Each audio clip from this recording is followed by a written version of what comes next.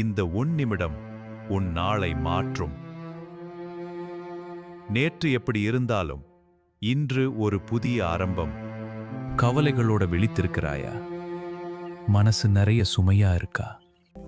ஒரு நிமிடம் எல்லாத்தையும் விடு, கண்களை மூடு, கடவுளை நோக்கி பாரு.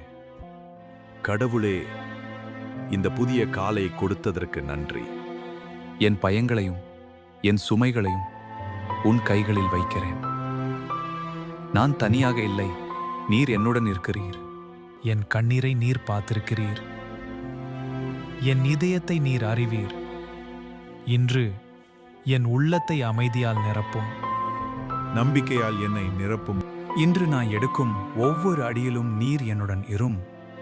இந்த நாள் உன் கிருபை நிறைந்ததாக இருக்கட்டும்.